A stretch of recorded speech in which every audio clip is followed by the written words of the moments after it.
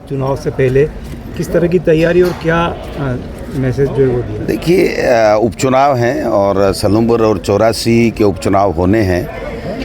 हालांकि one nation one election की बात करने वाले और वन स्टेट वन इलेक्शन की बात करने वाले लोग न तो उपचुनाव समय पे करा पा रहे हैं, न एक साथ करा पा रहे हैं, केवल जुमले देने का काम करते हैं। हम उम्मीद कर रहे थे कि हरियाणा के साथ सारे तीनों चारों स्टेट और ये हमारे उपचुनाव हो जाएंगे, लेकिन कोई बात नहीं, जब भी कराएंगे हम तैयारी कर रहे हैं। और आपने देखा होगा, पहले हमने पीसीसी के वार रूम में बुला करके कार्यकर्ताओं के लिए खींवसर और हमारा उनियारा देवली और झुंझुनू के कार्यकर्ताओं से, प्रमुख कार्यकर्ताओं से बात की थी।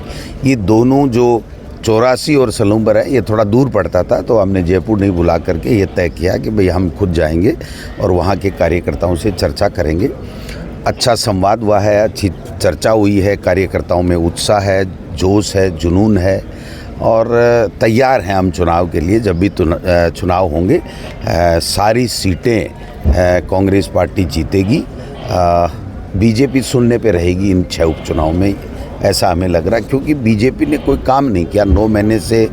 जिस प्रकार से सरकार का इकबाल ख़त्म हो गया है, अपराधियों से जो भय होना चाहिए, पुलिस से, प्रशासन से, सरकार से, वो भय गायब हो गया है। माफिया हावी हो गए हैं इस सरकार में और विकास के कोई काम नहीं हो रहे हैं, निर्णय सरकार ले नहीं पा रही है। तो जो स्थितियां हैं, इकबाल ख़त्म हो गया एक तरीके से सरकार का। कोई डर भय नहीं है किसी को भी। जो पहले शुरुआत में ये सरकार बनी थी तब इन्होंने कहा था कि साहब हम जो है वो जो माफिया हैं, माइनिंग माफिया हों चाहे बजरी माफिया हों, इनके खिलाफ़, अवैध खनन के खिलाफ़ हम अंकुश लगाएंगे।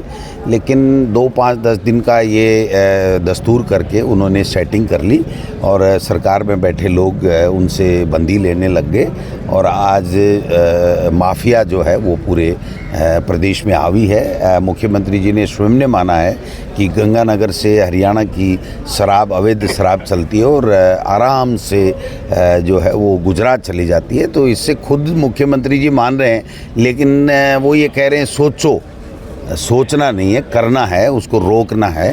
तो ये सब चीज़ें आप देख सकते हैं। ब्यूरोक्रेसी में बिल्कुल निराशा है कि भाई हमारा क्या होगा, कहाँ हमारी पोस्टिंग होगी, क्या नहीं होगा। आपस में ग्रुप बन गए हैं। मुख्यमंत्री की ब्यूरोक्रेसी पे पकड़ ढीली होती जा रही है दिन प्रतिदिन। मंत्रियों को और विधायक को मुख्यमंत्री में विश्वास कमज़ोर होता जा रहा है क्योंकि काम उनके हो नहीं रहे हैं। तो ऐसे में समझ में नहीं आ रहा है कि ये सरकार कहाँ से चल रही है और कौन इसमें काम करेगा। जनता परेशान है। आपने बिजली देखा, पानी देखा, हीट वेव से लोग मरे। आज अपराधी खुलेआम घूम रहे हैं। हमारी बच्चियों के साथ, नाबालिग बच्चियों के साथ में रेप की घटनाएं प्रतिदिन बढ़ रही हैं। 18-19 रेप की घटनाएं प्रतिदिन हमारे यहाँ हो रही हैं। अपराध में भरतपुर सबसे ऊपर है, महिला अत्याचार में है, SC ST के साथ में अत्याचार हो रहे हैं। पंचायत राज के चुनाव, नगर निकाय के चुनाव जो समय पे होनी चाहिए उसकी कोई रूपरेखा इस सरकार में हो नहीं रही है। पिछली सरकार को ताना देते हैं, लेकिन उनकी 800 कार्यों की समीक्षा की बात करने वाले 3 महीने में रिपोर्ट देने वाले थे, वो रिपोर्ट दे नहीं पा रहे हैं। जिलों की समीक्षा करने वाले लोग, भारत सरकार ने जो जनगणना करने का जो आदेश दिया है उसके बाद में अब ये जिलों में परिवर्तन कर नहीं पाएंगे। ये 3 महीने में इनको रिपोर्ट देनी थी, आज 9 महीने में भी ये कोई तय कर नहीं पा रहे हैं। तो दोनों जगह जहाँ चुनाव है आदिवासी बाहुल्य सीटें हैं और एक मुद्दा बड़ा वहाँ पे चल रहा है कि आदिवासी हिंदू है या नहीं है। बीजेपी का स्टैंड क्लियर है कि आदिवासी हिंदू है, कांग्रेस क्या नहीं, ऐसा इससे इसका कोई संबंध नहीं है।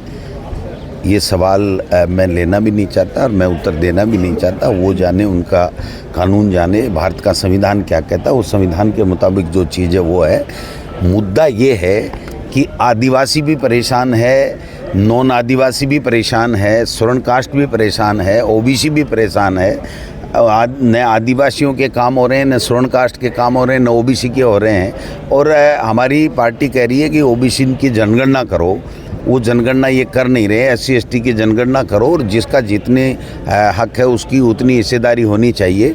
और आपने देखा होगा कि सुप्रीम कोर्ट का फैसला आया पड़ा 2010 से 2-3 बार सुप्रीम कोर्ट ने फैसले कर दिए कि अगर आप पंचायत राज और नगर निकाय में आरक्षण देना चाहते हो ओबीसी को, तो ओबीसी की जनगणना सर्वे के आधार पर आपको करना पड़ेगा और उसके बाद में ही आप आगे बढ़ पाओगे। तो राजस्थान सरकार में भी 3, 4, 5, 6 महीने से फाइल पड़ी है कि आपको ओबीसी का सर्वे करने के लिए कोई आयोग बनाना पड़ेगा, वो बना नहीं पा रहे हैं। और उसके बगैर मुझे लगता नहीं ये पंचायत राज और नगर निकाय के चुनाव करा पाएंगे। तो मैं समझता हूँ कि मुद्दे जनता तकलीफ में है, बहुत हैं, लेकिन उन मुद्दों पे कोई ध्यान देने वाला नहीं। एक सवाल मेरा ये है कि उदयपुर में जो सांसद है मन्ना लाल जी, उन्होंने कहा है कि सरकार अभियान चलाएगी और जो लोग धर्मांतरण कर चुके हैं उनका आरक्षण वापस लिया जाएगा। इस मामले में पार्टी का क्या कहना है? इनके पास में धार्मिक उन्माद फैलाने के अलावा और कोई मुद्दा है ही नहीं।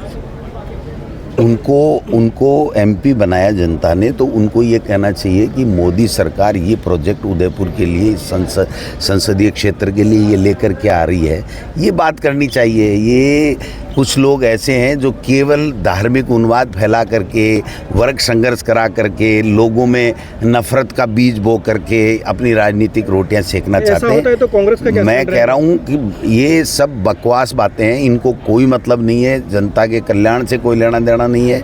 इनको केवल और केवल एक ही काम है कि ऐसे मुद्दे ला करके लोगों में एक नफरत और एक विरोधाभास की बातें पैदा कर दो, जिससे मुद्दों से ध्यान गायब हो जाए। ये सब वो बातें हैं जिनसे मेन प्रमुख मुद्दों से ध्यान कैसे डाइवर्ट हो। आप बताइए, बिजली मिल नहीं रही है, पानी मिल नहीं रहा है, अतिवृष्टि में लोग परेशान हैं, किसान की फसलें बर्बाद हो चुकी हैं, नौजवान बेरोजगार। आपका सवाल मैं जो कह रहा हूँ मैं ही बोलूँगा, आप उनको पूछना जो मर्जी है, मैं बोलूँ जो मेरी मर्जी है ना, तो वो सुनना पड़ेगा ना। एक ये है, आप शिक्षा मंत्री रहे हैं और पिछले कुछ समय में देखिए स्कूलों में चाकूबाजी की घटना जो है